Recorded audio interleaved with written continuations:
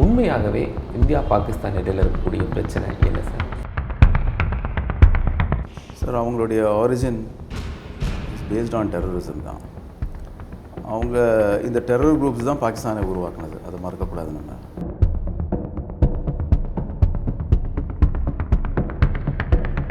ஜீனசைட் நரசங்காரம்ன்றது பாகிஸ்தானுடைய ஆணி வேர்லேயே இருக்குது, அந்த கான்செப்டே இருக்குது. உலக நாடுகளுக்கு எல்லாமே ஒரு தூதர்கள் குழு அனுப்பி பயங்கரவாதத்தை பாகிஸ்தான் எப்படி நிலைநிறுத்துது அப்படி இருந்த பிறகும் பாகிஸ்தான் மேலே உலக நாடுகள் பெரிய நடவடிக்கைகளோ எந்த ஒரு வார்னிங்ஸும் பெருசாக கொடுக்கலையே. ஏன் வேர்ல்டு என்ன நினைக்குதுன்னா, இந்தியாவோட பரிணாம வளர்ச்சியை விரும்பலை. அண்ட் இப்போ இருக்கிற government it's taking what is best for India அப்படின்னு தான் பார்க்குறாங்க. இந்தியாவுக்கு மகாத்மா காந்தி, அங்கே முகமது அலி ஜின்னா.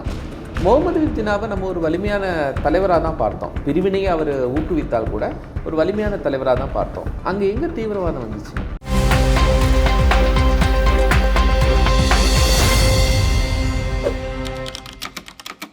தமிழலை நேயர்களுக்கு அன்பான வணக்கம். இது தமிழலை, தமிழர்களின் உணர்வலை. சிந்தூர் ஆப்ரேஷன் மிகப்பெரிய அளவில் உலகம் முழுவதும் பேசப்பட்ட விஷயம். அதனுடைய பின்னணியில் இருக்கக்கூடிய இன்னும் திறக்கப்படாத சில பக்கங்களை தான் நம்ம பார்க்க போகிறோம். நம்மோடு மூத்த வழக்கறிஞர் திரு சௌகத் அலி இணைந்திருக்காங்க. வணக்கம். வணக்கம். Jai Hind sir. Sir, Sindoor operation, அதுக்கு முன்னாடி நடந்த பகல்காம் தாக்குதல், இதெல்லாம் இந்தியா பாகிஸ்தான் இடையில் இருக்கக்கூடிய பகையை இன்னும் ஒரு முறை கூட இளைய தலைமுறைக்கு காட்டிடுச்சு. உண்மையாகவே இந்தியா பாகிஸ்தான் இடையில் இருக்கக்கூடிய பிரச்சனை என்ன சார்? சார், அவங்களுடைய origin is based on terrorism தான். அவங்க இந்த டெரர் குரூப்ஸ் தான் பாகிஸ்தானை உருவாக்குனது, அதை மறக்கக்கூடாது. நம்ம முஸ்லீம் லீகோட டெரர் குரூப்ஸ் பயங்கரமான ஜீனசைட்ஸ் பண்ணாங்க. அந்த ஜீனசைடோட உருவானது தான் அந்த பாகிஸ்தான்ன்ற ஒரு நாடு. ஸோ ஜீனசைட் நரசங்காரம்ன்றது பாகிஸ்தானுடைய ஆணி வேர்லேயே இருக்குது, அந்த கான்செப்டே இருக்குது. இல்லை, அது ஆணி வேர் அப்படிங்கிறது இந்தியா பாகிஸ்தான் இது உருவான போது இந்தியாவுக்கு மகாத்மா காந்தி, அங்கே முகமது அலி ஜின்னா. முகமது அலி ஜின்னாவை நம்ம ஒரு வலிமையான தலைவராக தான் பார்த்தோம். பிரிவினையை அவர் ஊக்குவித்தால் கூட ஒரு வலிமையான தலைவராக தான் பார்த்தோம். அங்கே எங்கே தீவிரவாதம் வந்துச்சு? 1930 அந்த பாகிஸ்தானி மூமெண்ட் ஸ்டார்ட் ஆகுதுங்க. இக்பால் எழுதினார். இக்பால் அந்த கான்செப்டை கொடுத்தார். அந்த கான்செப்டில் என்னென்னா, முஸ்லீம் மெஜாரிட்டி ஸ்டேட்ஸ் அப்படின்னு சொன்னார். இந்த முஸ்லீம் மெஜாரிட்டி ஸ்டேட்ஸ் நார்த்தில் இருக்கிற முஸ்லீம் மெஜாரிட்டி ஸ்டேட்ஸ் சொன்னார். அதில் பங்களாதேஷும் கிடையாது.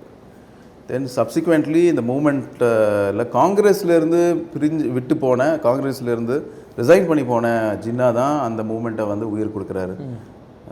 முஸ்லீம் லீக். ஏன்னா இதுக்கு முன்னாடி காங்கிரஸில் தான், ஜின்னா காங்கிரஸில் தான் இருந்தார். காங்கிரஸை விட்டு போனதுக்கு காரணம் 1917 காங்கிரஸுக்கும் முஸ்லீம் லீக்கும் ஒரு உடன்பாடு ஒன்று வந்தது. முஸ்லீம் லீக் காங்கிரஸ் லீக் பேக்ட்னு சொல்லி அதை எதிர்த்து முஸ்லீம் லீக்ன்றது ஒரு பெரிய ஒரு கம்யூனல் பார்ட்டி. அதில் நான் இந்த ஒப்பந்தத்தை நான் ஏற்றுக்கொள்ளலைன்னு சொல்லி ரிசைன் பண்ணி போன ஆள் தான் அவர். மீன் சப்சிக்வெண்ட்லி அவர் கம்யூனலாக மாறினது.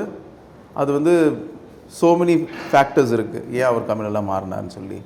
இதில் ஒரு வாட்டர் ஷெட் 1937 எலெக்ஷனில் அவருடைய பார்ட்டி பிஃபோர் இண்டிபெண்டன்ஸ் தான், பிஃபோர் இண்டிபெண்டன்ஸ் அவரோட பார்ட்டி படுதோல்வி அடைஞ்சது. எங்கெல்லாம் முஸ்லீம் மெஜாரிட்டியாக, எங்கே முஸ்லீம் மைனாரிட்டி இருந்தாங்க, யூபி, மெட்ராஸில் சில இடத்து, பாம்பே, அங்கே தான் அவர் எலெக்ஷன் ஜெயித்தார். நார்த் வெஸ்ட் ஃப்ரான்சியர்லேயோ இல்லை சிந்துலேயோ இல்லை பெங்கால்லையோ பஞ்சாப்லேயோ அவரோட பார்ட்டி கவர்மெண்ட் ஃபார்ம் பண்ணலை, அவரால் வர முடியல. சிந்து மாகாணத்தை எடுத்துக்கொண்டால் சோம்ரு, அல்லாபக்ஷ் சோம்ரு யுனைடெட் பார்ட்டி தான் இருந்தது. அவங்க 1943 இந்த 2 நேஷன் தியரியை எதிர்த்து ஒரு மாநாடு போட்டாங்க.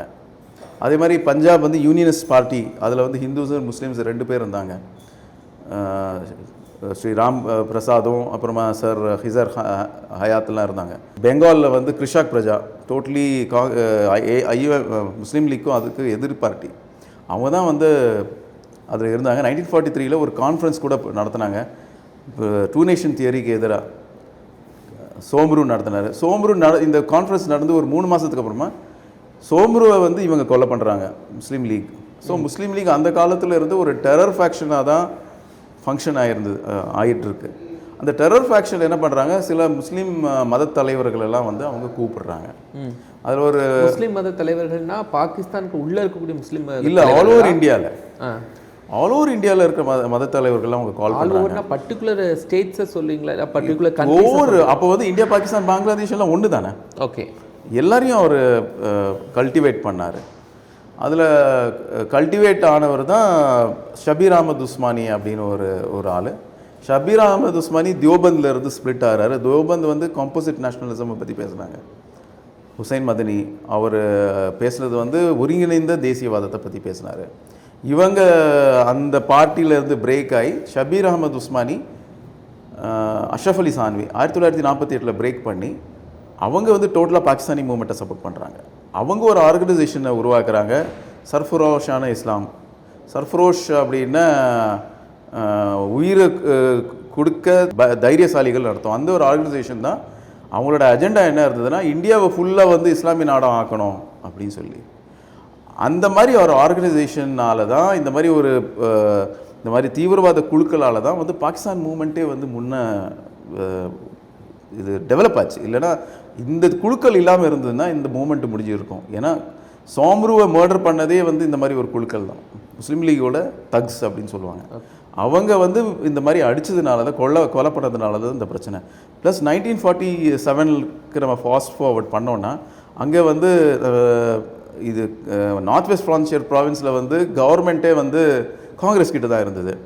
அது காங்கிரஸ் வந்து 60 சீட்டில் 40 சீட் காங்கிரஸ் வின் பண்ணிச்சு, 16 சீட்டு தான் இந்த முஸ்லீம் லீக் வின் பண்ணிச்சு. இருந்தாலும் அவங்களோட கேங்ஸ்டர்ஸை வச்சு அங்கே வந்து ஒரு ப்ரொவின்ஷியல் அசம்பிளியில் ஓட்டு போடாமல் வச்சு பிளெபிசைட்டுக்கு வந்து பிரிட்டிஷ் கால் பண்ணாங்க. இவங்க பண்ண அநியாயங்களில் வந்து அப்போ நேருலாம் போயிருந்தார். அவங்கள வந்து கல்வீசி கொலை பண்ண பார்த்தாங்க இதே முஸ்லீம் லீக் குரூப்ஸ். அதனால் வந்து அங்கே வரலாற்றில் பதிவு செய்யப்பட்டிருக்க விஷயத்தை நீங்கள் ஆமாம், பதிவு செய்யப்பட்ட விஷயங்கள் தானே. பிளெபிசைட் அங்கே நடந்தது. பிளெபிசைட் காங்கிரஸ் வந்து அதை வந்து பாய்காட் பண்ணாங்க. காங்கிரஸ் ஒரு வேளை பாய்காட் பண்ணாமல் இருந்தால் நார்த் வெஸ்ட் ஃப்ரான்சியர் ப்ராவின்ஸ் இந்தியாவோட தான் இருந்திருக்கும். ஓகே, இல்லை இவ்வளோ இப்போ சீரியஸாக இருந்த பிறகும் ஏன் பிரிவினை அப்படிங்கிறது நடந்துச்சு? பிரிவினை ஏன்னா பிரிட்டிஷ் அதுதானே விரும்பினாங்க. ஓகே, பிரிட்டிஷ் விரும்பினதெல்லாம் வந்து பிரிட்டிஷ் வந்து மிடில் ஈஸ்ட்டை கண்ட்ரோல் பண்ணாங்க. 1917 என்டையர் பிரிட்டிஷை கேப்சர் பண்ணாங்க. ஜென்ரல் ஆலன்பை தான் கேப்சர் பண்ணார். அந்த கேப்சர் பண்ணதில் ஆர்மி வந்து மெஜாரிட்டி வந்து முஸ்லீம்ஸ் தான் இருந்தாங்க. ஸோ இந்த ஆர்மி ஒருவேளை இண்டிபெண்ட் இந்தியா இருந்ததுன்னா இந்த பிரிட்டிஷ் மிடில் ஈஸ்டில் கண்ட்ரோல் இருக்காது. ஏன்னா எண்ணெய் வளங்கள்லாம் அங்கே தான் இருக்குது. அந்த கண்ட்ரோலை மெயின்டைன் பண்ணுறது வந்து பிரிட்டிஷ் வந்து இந்த பார்ட்டிஷனை உருவாக்குனதுக்கு ஒரு முக்கியமான காரணம். அதில் பெரிய ரோல் ப்ளே பண்ணது முஸ்லீம் லீக்ஸும் இந்த தீவிரவாத குழுக்கள் தான். இப்போ நான் ஷபீர் அஹமத் உஸ்மானி அப்படின்னு சொன்னேன் இல்லையா, அந்த குரூப்பு தான் நாளடைவில் வந்து ஜெய்ஷ் முகமதுடைய ஐடியாலஜிக்கல் ஃபாதரே அவர் தான். இதுல இருந்து தான் ஜெய்ஷ் முகமது வருது. தீவிரவாத குழுக்கள் அப்படின்னு சொல்றீங்க. ஒரு நேரத்தில் பிரிவினை சார்ந்து இல்லைன்னா தங்களுக்கான பகுதி வேணும் அப்படின்னு போராடக்கூடிய நபர்களாக இருந்திருப்பாங்க. லேட்டர் தான் அது ஒரு பயங்கரவாதமாக உருவாயிடுச்சு. இல்லை, இது முதல்லயே உருவாயிடுச்சு. 1937 இருந்து ஒரு பயங்கர என்ன தேவைக்காக இஸ்லாமிய ஆட்சி வரணும்னு சொல்லி தானே. சர்ஃபராஷான இஸ்லாமுடைய இஸ்லாமிய நாடு வேண்டும் என்றால் இஸ்லாமிய ஆட்சி வேணும்னு கூட அவங்க ஃபைட் பண்ணாங்க. இதே ஷபீர் அஹமத் உஸ்மானி 1941 ஆப்ஜெக்டிவ் ரெசல்யூஷன் அப்படின்னு ஒரு ரெசல்யூஷன் பாஸ் பண்ணுறாங்க. அந்த ரெசல்யூஷனில் பாகிஸ்தானை இஸ்லாமிய நாடாக ஆக்கணும்னு தான் அந்த ரெசல்யூஷன் கான்ஸ்டியூண்ட் அசம்பிளியே அந்த ரெசல்யூஷனை பாஸ் பண்ணியிருக்கு. அந்த ரெசல்யூஷனை மூவ் பண்ணது ஷபீர் அஹமத் உஸ்மானி தான். சரி, இப்போது சிந்தூர் ஆப்ரேஷனுக்கு வந்துடலாம். இதுக்கு முன்னாடி அவங்க காஷ்மீரில் நடத்தின தாக்குதல், இதுக்கு இந்தியா மிகப்பெரிய அளவில் தாக்குதல் பண்ணி இன்னொரு விஷயமும் செஞ்சாங்க. உலக நாடுகளுக்கு எல்லாமே ஒரு தூதர்கள் குழு அனுப்பி பயங்கரவாதத்தை பாகிஸ்தான் எப்படி நிலைநிறுத்துது அப்படின்னு. அப்படி இருந்த பிறகும் பாகிஸ்தான் மேலே உலக நாடுகள் பெரிய நடவடிக்கைகளோ எந்த ஒரு வார்னிங்ஸோ பெருசாக கொடுக்கலையே. ஏன்? IMF ஃபண்டை தான் ரிலீஸ் பண்ணியிருக்காங்க. அது வந்து இன்டர்நேஷ்னல் பாலிட்டிக்ஸ். அவங்க வந்து ரொம்ப பேர் என்ன சொல்கிறாங்கன்னா, இந்தியா வளர்ச்சி அடைகிறது அவங்களுக்கு பிடிக்கல. இந்தியா பிரிக்ஸில் இருக்குது, same time good relations with USA. அவங்க வேர்ல்டு என்ன நினைக்குதுன்னா, இந்தியாவோட பரிணாம வளர்ச்சியை விரும்பலை. அண்ட் இப்போ இருக்கிற கவர்மெண்ட் வந்து it's taking what is best for India அப்படின்னு தான் பார்க்குறாங்க. அலையன்ஸ்குள்ளே இது வரைக்கும் நம்ம போகலை. நம்ம பிரிக்ஸ்லேயும் இருக்கிறோம், குவாட்லேயும் இருக்கிறோம். ரெண்டு வேறு வேறு ஆப்போசிட்ஸில் இருக்கிறோம். ஏன்னா நமக்கு வந்து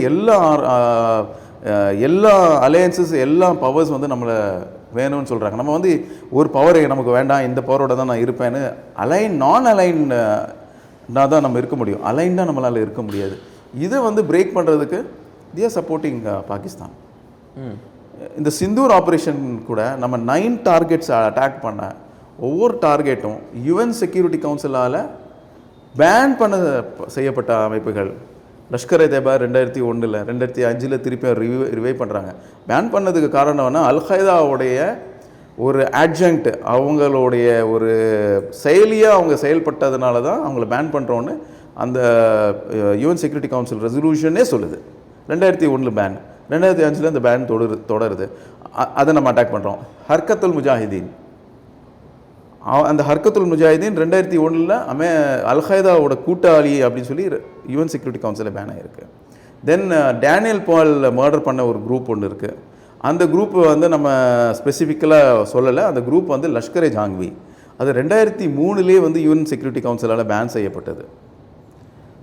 ஸோ நம்ம அட்டாக் பண்ணது எல்லாமே வந்து யுஎன் செக்யூரிட்டி கவுன்சிலால் பேன் செய்யப்பட்ட அமைப்புகள் தான் நம்ம அட்டாக் பண்ணியிருக்கோம். இது நம்ம மீடியாலேயும் வரல. அன்ஃபார்ச்சுனேட் ஃபாரின் மீடியாலேயே இவங்க வந்து யுஎன் செக்யூரிட்டி கவுன்சில் டெசைனேட்டட் டெரரிஸ்ட் உடைய பேசிஸை நம்ம அட்டாக் பண்ணோன்னு யுஎன் வெஸ்டர்ன் மீடியாவும் சொல்லலை. அன்ஃபார்ச்சுனேட்லி நம்ம மீடியாவும் சொல்லலை. நம்ம மீடியா இதை வந்து ஹைலைட் பண்ணியிருக்கோம். இந்திய அரசு தரப்பில் என்ன செய்திகள் வந்துச்சோ அது மட்டும்தான் ஒளிபரப்புனாங்க. வெஸ்டர்ன் மீடியாஸுடைய செய்திகள் நம்ம எடுத்துக்கல. இல்லை, வெஸ்டர்னில் இவங்களோட டிசைனேஷன் இருக்கு இல்லையா, யுஎன் செக்யூரிட்டி கவுன்சிலால் இந்த அமைப்புகள் டிசைனேட் ஒரு 20 வருஷத்துக்கு முன்னாடி இவங்க டிசைனேட் பண்ண அமைப்புகள் இருந்தால் கூட யுஎன் டிசைனேட் பண்ணதுக்கு அப்புறமா கூட யூஆர் ஆக்டிவ் இன் பாகிஸ்தான்னா என்ன காட்டுதுன்னா, பாகிஸ்தான் எப்படி வந்து யுஎன் செக்யூரிட்டி கவுன்சிலோட ரெசல்யூஷன்ஸை மதிக்கல அப்படின்னு தான் நம்மளுக்கு இது காட்டுது. 2001 பேன் ஆன ஆர்கனைசேஷன் இன்னி கூட ஆக்டிவாக இருக்குது. டிசைனேட்டட் பர்சன்ஸ் இருக்காங்க. ஜக்கீர் ரஹ்மான் லஹ்வி, அப்புறமா அவர் லஷ்கர் ஜாங்வியோட ஹெட்டு ஜெய்ஷே முகமது, இவங்கெல்லாம் வந்து டிசைனேட் ஆகிருக்கிறாங்க. Designated as terrorist. Hafiz Saeed designated as terrorist 2001. இப்போ கூட அவங்க வந்து ஆக்டிவாக இருக்காங்கன்னா யுஎன். அப்போ நீங்கள் சொல்லக்கூடிய அந்த பகுதிகள் 9 இலக்குகள், அதில் 8 இலக்குகள் தகுத்தளிக்கப்பட்டது. இப்போ இந்த இடத்துல மரணம் அடைந்தவங்க எல்லாமே டெரரிஸ்டோடு சேர்ந்தவங்க தான். இவங்களுக்கெல்லாம் ஒரு பாகிஸ்தான் அரசு மரியாதையோட தகனம் செய்கிறாங்க. அப்படிங்கிறபோது இது உலக நாடுகளுடைய பார்வையில் அப்போது பயங்கரவாதத்தை ஊக்குவிக்கக்கூடிய ஒரு நாடு தான் பாகிஸ்தான். அது 100%. ஏன்னா அது வந்து அந்த ஃபியூனரலில் வந்து வழி நடத்தினதே ரவுஃப் டிசைனேட்டட் டெரரிஸ்ட் தான். அவரோட பக்கத்தில் அவர் பண்ணப்பட்ட அரசு பாகிஸ்தான் அரசு. அதுதான் அதில் இது என்ன காட்டுதுன்னா, பாகிஸ்தான் அரசுக்கும் இந்த ஆர்ம் டெரர் குரூப்ஸ்க்கு வித்தியாசம் இல்லைன்னு காட்டுது. பாகிஸ்தானில் இன்னும் பயங்கரவாதங்கள் மிச்சம் இருக்குதா? இது எப்படி முடிஞ்சு போச்சுன்னு சொல்ல முடியும்? இருக்குதான், அது எப்பவுமே முடியவே முடியாது. சரி, அப்போ நம்ம நாட்டில் இருந்து போன குழு, அதிகாரமிக்க எம்பிஸ் குழு ஒவ்வொரு நாட்டிலையும் போய் பயங்கரவாதம், பாகிஸ்தானில் இருக்கக்கூடிய பயங்கரவாதம் குறித்து தான் எடுத்துரைக்க போனாங்க. அப்போ பாகிஸ்தான் மீது இந்த குழுக்கள் போய் அடைந்ததனுடைய பெனிஃபிட் என்ன? அங்கே சக்ஸஸ்ஃபுல்லாக முடிச்சுட்டு வந்துட்டோம் அப்படின்னு சொல்கிறாங்க. அமெரிக்கா போகிறாங்க, கனடா, எல்லா கண்ட்ரிஸ்க்கும் போகிறாங்க. சக்ஸஸ்ஃபுல்லாக முடிச்சுட்டு வந்துடும். சரி, நீங்கள் வெனிசுவேலா ஒரு ஸ்டேட்மெண்ட் கொடுத்தாங்க, கொலம்பியா வெனிசுவேலா, இப்போ மறந்துட்டாங்க. பாகிஸ்தான் சிவிலியன்ஸ் இறந்ததுக்கு இறங்கலை எதுவும் சொல்லிட்டு அவங்க அது ஸ்டேட்மெண்ட்டை வாபஸ் வாங்கிட்டாங்க. அதுக்கப்புறமா இட்ஸ் மிஸ்டேக் அப்படின்னு சொல்லிட்டு அந்த மாதிரி ரொம்ப நாட்டில் வந்து civil society supporting India. Civil society இவங்களை சப்போர்ட் பண்ணலை, இந்த டெரர் குரூப்ஸை சப்போர்ட் பண்ணலை. அதோட இம்பேக்ட் இம்மென்ஸாக தான் இருக்குது. அது இம்பேக்ட் இல்லைன்னு சொல்ல முடியாது. அதோட இம்பேக்ட் இந்தியாவில் கூட இருக்குது. என்ன ஆச்சுன்னா, இந்த போன டெலிகேஷன்லாம் பார்த்தீங்கன்னா அப்போசிஷன் பார்ட்டிஸு, அப்புறமா வந்து ஹைதராபாத் ஒய்சி, அவர் போய் சவுதியில் என்ன சொல்கிறாருன்னா, தக்ஃபீரி டெரரிசம், பாகிஸ்தான் வந்து தக்ஃபீரி டெரரிசம் ப்ரொமோட் பண்ணுது அப்படின்னு அவர் பேசியிருக்காரு. Killing of Hindus, killing of எல்லாமே வந்து இட் இஸ் தக்ஃபீரி ஐடியாலஜி அப்படின்னு பேசியிருக்காரு. சவுதி அரேபியா அதை வெல்கம் பண்ணியிருக்காங்க. முஸ்லீம் கண்ட்ரீஸில் போய் இவர் பேசுனதுனால இப்போது ஃபர்கெட் அபவுட் வெளிநாட்டில் இம்பேக்ட் அப்படின்னு அசஸ் பண்ணுறதுக்கு முதல்ல இந்தியாவுக்குள்ளே அது எவ்வளோ பெரிய இம்பேக்டை உருவாக்கியிருக்குன்னு பாருங்கள். நம்மளுடைய ஃபாரின் மினிஸ்ட்ரி என்ன சொல்லுதுன்னா, இந்த பெஹல்காம் அட்டாக் வந்து இந்தியாவில் கம்யூனல் ப்ராப்ளம்ஸ் உருவாக்குறதுக்காக தான் பண்ணப்பட்டதுன்னு நம்மளுடைய மினிஸ்ட்ரி 2வது நாள்லேயே கொடுத்துட்டாங்க. இதோட உங்களுக்கு வந்து ஒரு பெரிய யூனிட்டி என்ன வேணும், ஒரு யுனைட்டிங் ஃபோர்ஸ், நம்ம எல்லாம் ஒன்றுன்னு சொல்லி. அப்போ அந்த டெலிகேஷன் மொத்தமாக சக்ஸஸ் ஆயிடுச்சு அப்படிங்கிறீங்க? சக்ஸஸ் தான் அது. சி, நீங்கள் வந்து ஃபாரினில் என்ன இருக்குன்னு நினைக்கிறதோட அந்த டெலிகேஷன் சக்ஸஸ் இன் இந்தியா தானே. From Indian point of view பார்த்தீங்கன்னா அப்போசிஷனும் இருக்குது, அதில் கவர்மெண்ட்டும் இருக்குது. இன்னொன்று வந்து முஸ்லீம் ரெப்ரசன்டேஷன் இந்த ஃபார்ம் ஆஃப் ஓவைசி இந்த மாதிரி ஓவைசி பேசுனதுனால தான் முஸ்லீம் கண்ட்ரிஸ் கேட்டாங்க. 22 அரப் கண்ட்ரிஸ், சவுதி வந்து 22 அரப் கண்ட்ரிஸை ரெப்ரசென்ட் பண்ணுறதுன்னு வைங்க. சவுதியிலே போய் இந்த மாதிரி வந்து பாகிஸ்தான் வந்து தக்ஃபீரி டெரரிசம்னா மற்றவங்களை வந்து இவங்க வந்து முஸ்லீம்கள் கிடையாது அப்படின்னு மர்டர் பண்ணக்கூடிய ஒரு அமைப்புன்னு சொன்னார். இன்னொன்று ஆன்டி ஹிந்துன்னு சொல்லியிருக்காரு. அதுக்கு என்ன அர்த்தம்? இப்போ பாகிஸ்தான் வந்து அந்த மதரசா பசங்களை கொண்டதுக்கு காரணம் என்ன? எனக்கு பாகிஸ்தான் என்ன சொல்ல முடியும்? தட் மீன்ஸ் நீங்கள் வந்து இந்தியாவில் இருக்கிற முஸ்லீம்களை நீங்கள் முஸ்லீம்கள்னு ஏற்றுக்கிறது இல்லை, நீங்கள் பாகிஸ்தானுக்கு சப்போர்ட் பண்ணியிருக்கணும். நீங்கள் ஏன் பாகிஸ்தானை சப்போர்ட் பண்ணுறீங்க? அதனால் நீங்கள் முஸ்லீம்கள்லேருந்து கொண்டுது அப்படின்னா இவர் என்ன இந்த மெசேஜ் எங்கே யார்கிட்ட கொண்டு போகிறாரு? சவுதியில் இந்த மெசேஜை கொண்டு போகிறாரு. ஸோ அதில் வந்து சவுதிக்கு கூட அந்த மெசேஜ் இம்பாக்ட் இருக்கு இல்லையா? 22 அரப் கண்ட்ரீஸில் இருக்குது. சவுதி வந்து சென்டர் ஆஃப் ஆல் முஸ்லீம் வேர்ல்டுன்றாங்க, அதோட இம்பாக்ட் இருக்குது. மலேசியாவில் கூட அது இம்பாக்ட் இருக்குது. மலேசியா கூட வந்து ரீசெண்ட்லி அவங்க பாகிஸ்தானை வந்து சப்போர்ட் பண்ணலை. மலேசியா மெயினாக ஸ்ட்ராங் சப்போர்ட்டர்னா டர்க்கி தான் ஸ்ட்ராங் சப்போர்ட்டராக இருந்தாங்க. Turkey is a supporter, no doubt சப்போர்ட்டராக இருந்தாங்க. டர்க்கி வந்து சப்போர்ட் பண்ணி தான் ஆகணும். ஏன்னா அவங்க வந்து ஆன்டி இந்தியா ஒரு ஸ்டாண்ட் எடுக்கிறாங்க. ப்ளஸ் அவங்களோட முக்கியமான ஆலை அசர்பைஜான் வந்து பாகிஸ்தானோட இருக்குது, இவங்களும் பாகிஸ்தானோட இருக்கிறாங்க. ஸோ அசர்பைஜானோட எனிமி யார்? அர்மேனியா. அதுக்கு நம்ம ஆர்ம்ஸ் பண்ணுறோம். ஸோ எனிமீஸ் மை ஃப்ரெண்ட் அப்படின்னு டர்க்கி அண்ட் அசர்பைஜான் இதுதான் வித் பாகிஸ்தான் தான். இப்போது பாகிஸ்தானுடைய பிரதமர் ஒரு விஷயம் சொல்கிறாரு, எங்களை ஒரு பயங்கரவாத நாடா இல்லை எங்களை இந்த மாதிரியான தீவிரவாத நாடாக மாற்றி வைத்திருக்கிறதே அமெரிக்கா போன்ற நாடுகள் தான் அப்படின்னு தங்க மேலே இருக்கக்கூடிய இந்த பயங்கரவாத அடையாளத்தை மற்ற நாடுகள் மேலே. அது ஒரு உண்மை தானே, அது இம்ரான் கானே சொல்லியிருக்காரு. ஏன் இவங்க ஏன் அக்செப்ட் பண்ணுறாங்க? இவங்க ஏன் அக்செப்ட் பண்ணுறாங்கன்னா இப்போ வந்து இது சரி, அவங்கள வந்து அமெரிக்கா தான் உருவாக்கிச்சு. பட் அமெரிக்கா தாலிபான்லேருந்து விட்ரா ஆனதுக்கு அப்புறமா கூட டெரரிசம் கையெடுத்து அதை வந்து ஒரு இன்ஸ்ட்ருமெண்ட்டாக யூஸ் பண்ணுறது யார்? பாகிஸ்தான் தானே. அமெரிக்கா உருவாக்கிடுச்சு, நோ டவுட் அபவுட் இட். அவங்கள ஃபண்ட் பண்ணாங்க, எல்லாம் பண்ணாங்க. இப்போ நீங்கள் ஏன் அந்த குழந்தைங்களை எடுத்து வச்சுட்டு இருக்கிறீங்க? அது வந்து டிஃபென்ஸ் மினிஸ்டர் எக்ஸ்பிளைன் பண்ணணும் இல்லையா? சரி, அவங்க செஞ்சுட்டாங்க, நீங்கள் அதை வந்து நாங்கள் திறந்துட்டோம், எங்களுக்கு அவங்களுக்கு சம்மந்தம் இல்லைன்னு நீங்கள் ப்ரூவ் பண்ணுங்களேன். அது அவங்களால ப்ரூவ் பண்ண முடியல. இந்த ஃபோட்டோகிராஃபி எவிடன்ஸ் ஆச்சு. இனி கூட அந்த குழந்தையை இவங்க தான் வச்சுருக்காங்கன்றதுக்கு எவிடன்ஸ் தானே. இந்த டெரர் குரூப்ஸ் வந்து பாகிஸ்தான் சப்போர்ட் பண்ணுதா இல்லை பாகிஸ்தான் தான் இந்த டெரர் குரூப்ஸா அப்படின்ற ஒரு கேள்வி எழுது. They are align with Bangladesh. இதே லஷ்கர் தேபாவோட அமீர் ஹம்சா தான் சொல்கிறாரு, நாங்கள் தான் அந்த கவர்மெண்ட்டை கொண்டு வந்தோம் அப்படின்னு சொல்லிட்டு. அந்த கவர்மெண்ட்டை நாங்கள் கொண்டு வந்தோம், அதை நாங்கள் சஸ்டெயின் பண்ணுறோம் அப்படின்னு சொல்கிறாங்க. இப்போ அங்கே இருக்கிற கவர்மெண்ட் கூட அப்படி தான் இருக்குது. ஹிஸ்புத் தஹ்ரீர் இருக்குது, லஷ்கர் தய்யபா இருக்குது, all sorts of terror groups அந்த கவர்மெண்ட்லேயும் இருக்குது. இப்போ அந்த கவர்மெண்ட்டு இவங்களும் ஒன்றா ஆகிட்டாங்க. ஸோ தெர் இஸ் யூனிட்டி இருக்குது between Bangladeshi terror groups and Pakistani terror groups.